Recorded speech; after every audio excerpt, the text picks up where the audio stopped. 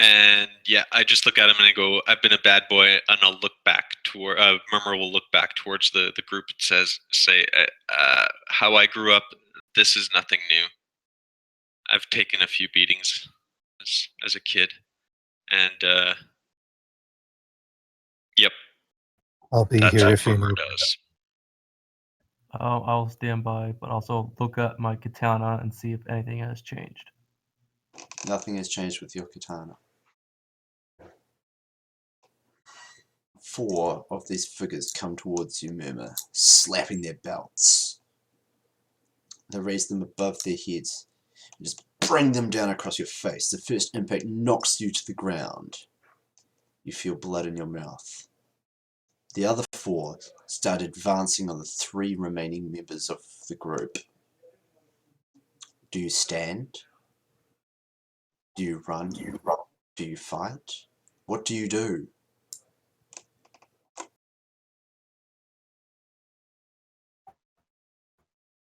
Exile will fight.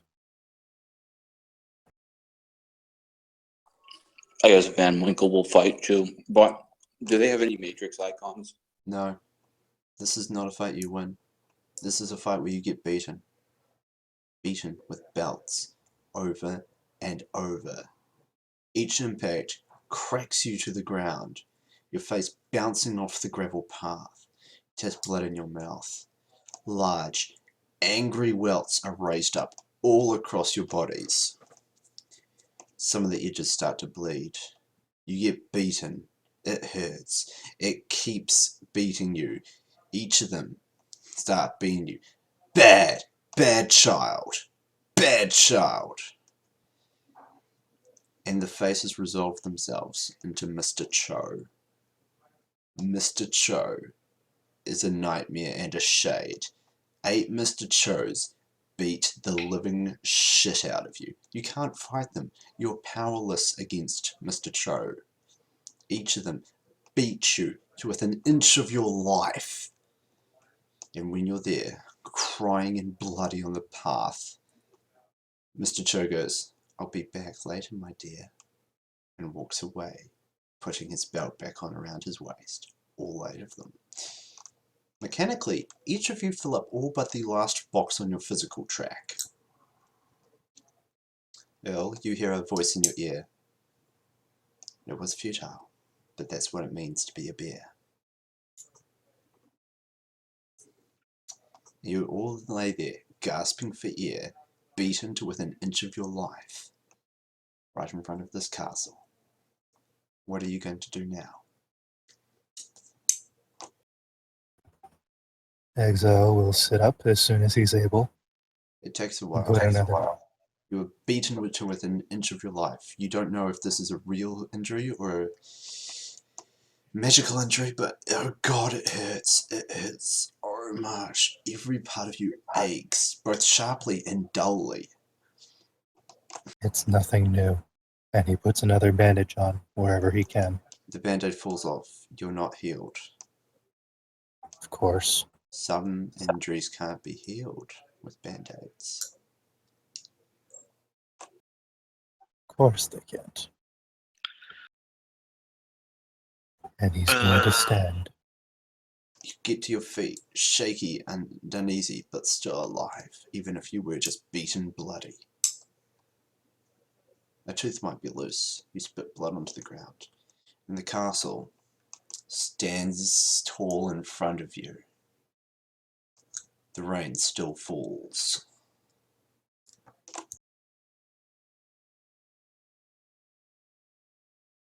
And he's going to look over to the others and help them up one by one to get to their feet.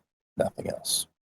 All 4 of you are beaten bloody. You're beaten to within an inch of your life. You have been soundly and resoundly thrashed by something more than twice your height. A shape of Mr. Cho with a belt. You get to your feet. It has blood. Your head rings. Your eyes are blurry. And there is the castle in front of you, warm and inviting, out of the rain.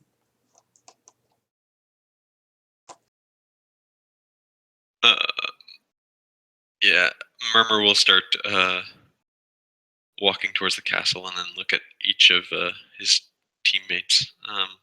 Yeah, sorry about that, guys. I thought I thought they would just come after me. Just walk. Out of character, they would have, but the three of you stood your ground, so you all got beat. Exile had reasons for Well, it's standing his gonna run, ground, but but I guess that's too late now. So I thought I gave you guys plenty of time to run or say anything. Yeah. no, No, no that- worries. I'll take my beating. in character, I had reason to stand my ground. Out of character, I don't know why the other two did. Yeah, okay. So you walk into the castle. After the intensity, the depression, the dark aspects and imagery, that the decline and deepening of the torturous aspects of the forest, the swamp, and the ravine, the castle feels safe. The castle feels warm. The castle is not a place where those shades could reach you. The castle is your place. And a man comes up to you. He says, "I'm so very sorry, but you should come see the princess." Who has any kind of architectural or historical knowledge skill? I've got theology. I don't know if that's gonna have any work. Nah. Anybody else? I just have I have Japanese art. No. Everybody default roll intuition as a knowledge skill. Either intuition or logic. Either way, I just want to see how many hits you guys get. Yeah, Exile gets nothing. By the way, you guys are taking wound penalties. Oh, then that's one Okay. dice. Alright. Alright, let me Van put that down Winkle. so I get to keep 2 of those. Oh, cool. Van Winkle gets it. Van Winkle, this castle is not structurally sound. In fact, this castle looks like a toy castle, almost. And it only takes a minute, but you walk into this long, great hall. There are many people there. Many people. They're all sitting and eating cheerily at the tables, while up on a raised platform is the throne. And in resplendent beauty, tall and elegant, with glittery fairy wings, is Princess Sophia. She has a happy look on her face, which turns to sadness when she sees your visibly beaten, terribly roughed up appearance. And she's like, "Oh, did Daddy beat you too? Did he do the other things as well?" "It's okay, you're safe here. We never have to see Daddy again. Never." And all the court goes, "Never!"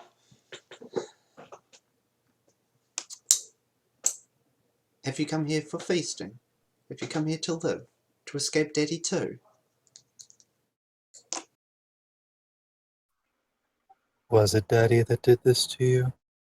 He asks. "Every time. But I can escape now. I have come to my special realm, and he can't come here." Did he do... And he hesitates. Does I Daddy remind- change shape? I remind him that the castle's not structurally sound over DNI. I'm aware, but he's talking to the girl right now. And he's going to ask, did Daddy change shape? Did he do things to you? So the princess pauses. "Yes, he always bought me a toy afterwards. He said he still loved me." Oh, ho, ho, ho, ho, ho. Oh, ho, ho, ho. Oh boy.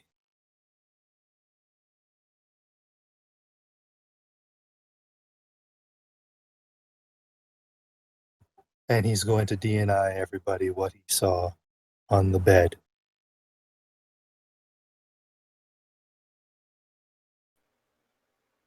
I'm just Well- going to copy it again. Exile. Yep.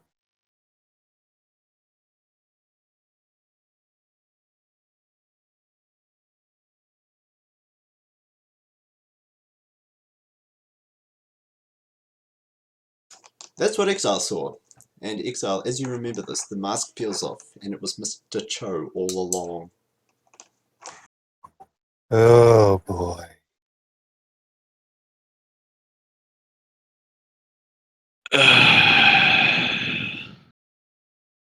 And Exile says very calmly, Sophie, Yes? you may feel safe here. I am safe.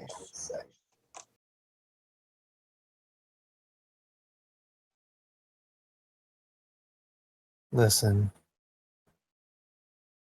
I've been to places like this before.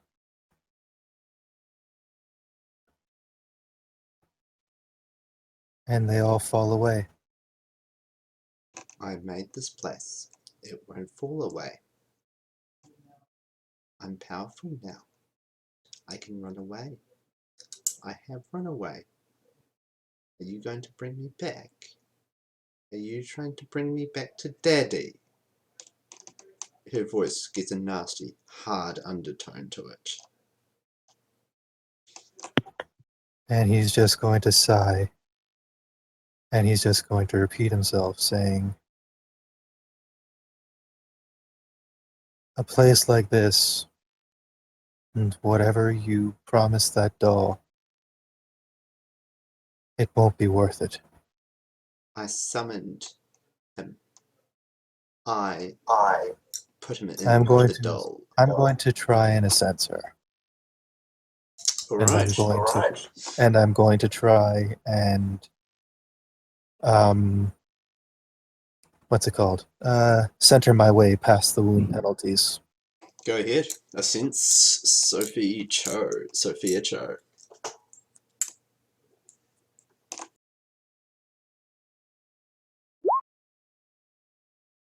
I think this is worth edging, you guys. Yep, because I have no edge and my wound penalties are way too high. Apparently, I bought the wrong thing. So Is this your first run on this character? this is my second run. Oh, alright, never mind. 4 hits. Sophie is awakened. Her Her exact essence essence magic. is 6. Her magic is 8.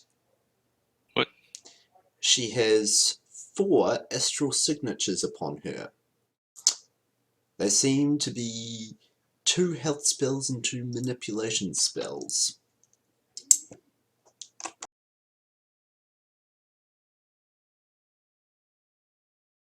Is there any sign of a spirit pact? Just out of character for the GM's sake. Do spirit pacts leave astral signatures upon one party? They do. Huh. No, there's no sign of a spirit pact.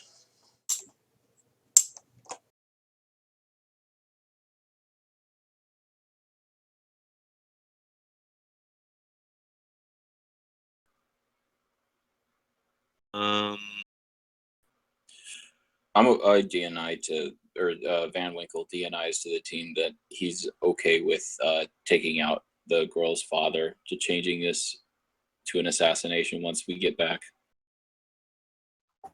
Oh boy, this is going to be the second Johnson I've ended up offing. But can't we just leave her here and say that we haven't found her? Just leave it at that. I don't know. This castle's unsound, though. I know. This castle is unsound and there's shadow spirits here. We need